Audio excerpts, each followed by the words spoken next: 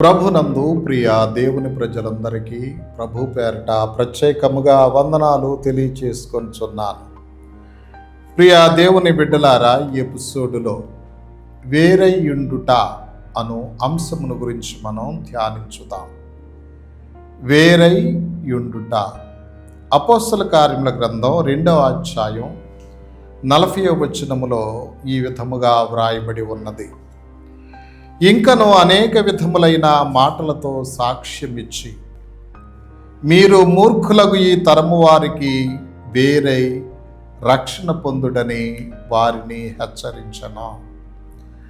దేవుని బిడ్డలారా, మేడగదిలో పెంతెకోస్తు పండుగ రోజున పేతురు ప్రసంగం విన్న వారందరితో పేతురు గారు చెప్తున్నాడు, మూర్ఖులకు ఈ తరము వారికి వేరై రక్షణ పొందండి. ఈ మాటలు పేతురు పరిశుద్ధాత్మతో నిండి చెప్తున్నాడు. అంటే ఇది పూర్తిగా దేవుని ప్రేరణతో చెప్పబడిన దేవుని వాక్యం. మూర్ఖులకి తరము వారికి వేరై రక్షణ పొందుడి. ఇలా చెప్తే ఒక దైవజనుడు అన్నాడు, వేరై రక్షణ పొందమంటున్నాడు అని చెప్తున్నారు, మీరు ఎవరున్నారు ఈ లోకంలో అన్నాడు. వేరే రక్షణ పొంది ఎవరున్నారు? ఎవరు ఉండరు కదా, ఎవరున్నారు అన్నాడు ఆ దైవజనుడే. ఆయన అభిషేకం పొందిన గురువు. నేనన్నా ఎవరుండారు ఎవరుంటారు కాదు. బైబిల్లో ఒక ఆయన ఉన్నాడు, వేరే రక్షణ పొందిన ఆయన. నోవహు గారు కుటుంబం అన్నారు. దేవుని నామానికి స్తోత్ర, హల్లెలూయా. నోవహు కుటుంబ సభ్యులు యనమండుగురు మూర్ఖులుగా ప్రజలకు వేరై జీవించారు. హల్లెలూయా. ఇంకొక దైవజనుడు అన్నాడు, నోవహు సంఘటనలో నోవహు కాలం, నోవహు అనే వ్యక్తి చరిత్ర వ్యక్తి కాదు, ఇది మిథాలజీ,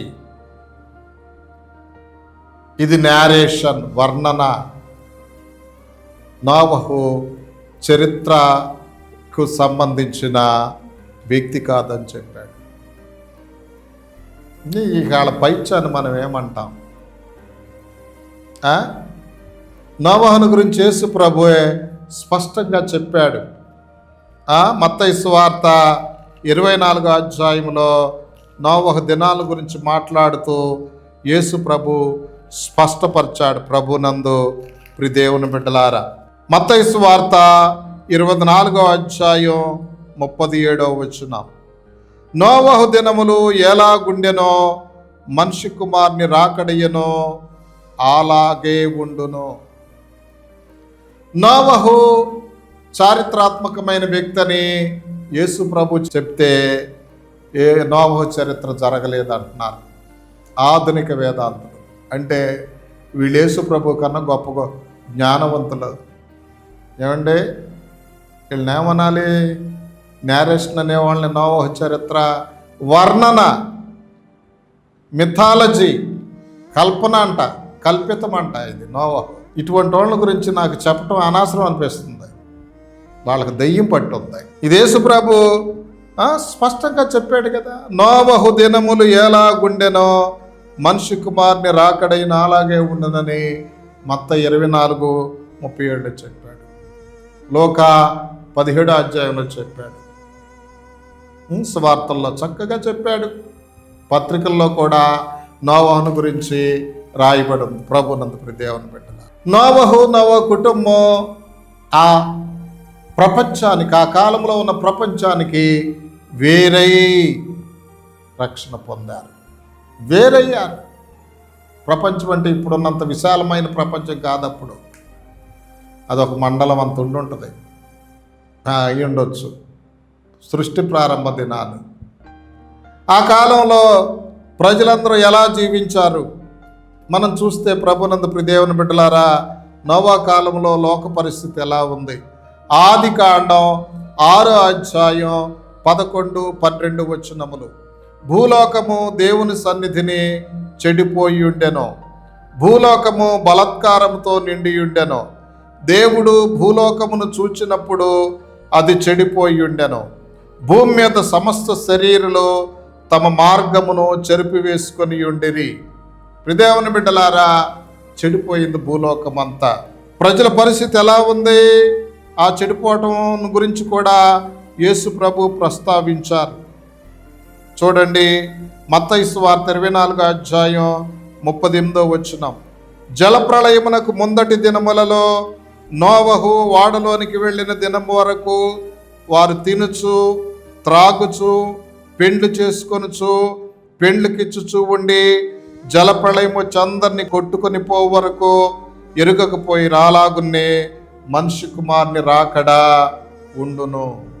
తినుచు త్రాగుచు పెళ్లి చేసుకొనుచు పెండ్లికి ఇవ్వబడుచు నోవహు కాలంలో ప్రజలు దేవుని బిడ్డలారా అలాంటి భయంకరమైన స్థితిలో ఉన్నారు. కానీ నోవహు కుటుంబం ప్రత్యేకంగా ఉంది. నోవహు కుటుంబంలో ఉన్న 4 శ్రేష్టతలు నేను మీకు చూపిస్తా. 1, నోవహు కుటుంబం యెహోవా దృష్టి యందు కృప పొందిన కుటుంబం అని 6వ అధ్యాయం 8వ వచనములో వ్రాయబడి ఉంది. నోవహు కుటుంబీకులు నీతిపరులని ఆదికాండం 6:9వ వచనంలో రాయబడింది. 3వది నిందారహితులని ఆదికాండం 6వ అధ్యాయం 9వ వచనంలో రాయబడింది.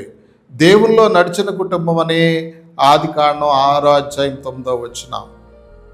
దేవుని బిడ్డలారా, ప్రత్యేకంగా ఉన్నారు. యెహోవా దృష్టి యందు కృప పొందిన కుటుంబం, నీతివంతమైన కుటుంబం, నిందారహితమైన కుటుంబం, దేవునితో నడిచిన కుటుంబం. అందుకనే మూర్ఖులకి ఈ తరం వారికి వేరయ్యారండి. వేరయ్యి వాడలోనికి వెళ్ళి రక్షించబడ్డారు. ఎవరో రాలా, ఈ అనమండుగురే. ఈ వాడ యేసయ్యకు సాదృశ్యం. మనం యేసయ్యలోకి వస్తే మూర్ఖులకి జనాన్ని వదిలిపెట్టి వాళ్ళ ఆచారాలను వదిలిపెట్టి మనం యేసయ్యలోకి వస్తే నోవహు కుటుంబం వలె రక్షించబడతాం. ఏటిని విడిచిపెట్టాలి? చూడండి, పేతురు రాసిన మొదటి పత్రిక 4వ అధ్యాయం 3వ వచనం. మనం పోకిరి చేష్టలు, దురాశలు, మద్యపానము, అలర్తో కూడిన ఆటపాటలు, త్రాగుబోతుల విందులు, చేయదగిన విగ్రహ పూజలు మొదలైన వాటి యందు నడుచుకొనుచు అన్ని జనుల ఇష్టము నెరవేర్చుచుండుటకు గతించిన కాలమే చాలును అంటున్నాడు పేతురు భక్తుడు. పోకిరి చేష్టలు, దురాశలు, మద్యపానం, అల్లరితో కూడిన ఆటపాటలు, త్రాగుబోతుల విందులు, చేయదగిన విగ్రహ పూజలు ఈ మానేయమని చెప్తున్నాడు దేవుడు. తాగొద్దని బైబిల్లో ఎక్కడుందని ఒక ఆయన నన్ను అడిగాడు. ఇదిగో 1 పేతురు 4:3లో మద్యపానం త్రాగకూడదని ఉంది. సినిమాలు చూడొద్దంటే ఎక్కడుంది? దాని పక్కనే ఉంది అల్లరితో కూడిన ఆటపాటలు విడిచిపెట్టాలని, త్రాగుబోతుల విందులు మానేయాలని. దేవుని బిడ్డలారా, గమనించవలసినటువంటి విషయం, వేరై ఉండాలి. మూర్ఖులకు ఈ తరము వారికి వేరవ్వాలి. అందుకనే ఫిలిప్పీ పత్రిక 2వ అధ్యాయం 14వ వచనం నుండి 15వ వచనం వరకు ఈ విధంగా రాయబడి ఉంది. మీరు మూర్ఖమైన వక్రజనం మధ్య నిరపరాధులను, నిష్కళంకులను, అనింజులనైన దేవుని కుమారులనగునట్లు సణుగులను, సంశయములను మాని సమస్త కార్యములను చేయుడి. మూర్ఖమైన వక్రజనం మధ్య వేరుగా ఉండమని వాక్యం చెప్తుంది. నోవహు కుటుంబం వేరే రక్షణ పొందారు. మిగతా వాళ్ళందరూ జలప్రళయంలో నశించిపోయారు. అలాగే మనము మన కుటుంబం వేరై రక్షించబడదాం. అటువంటి కృపా పరిశుద్ధాత్మ దేవుడు మనకందరికీ దయచేయుదురుగాక. ఆమేన్. యేసునాయనా మీకు వందనాలు, స్తోత్రాలు ప్రభువా. దేవా, మూర్ఖులకి ఈ తరం వారికి వేరే రక్షణ పొందమని మీరు చెప్పారు. అటువంటి భాగ్యం మా అందరికీ దయచేయమని యేసు నామములో ప్రార్థించి వేడుకొనుచున్నాం పరమ తండ్రి.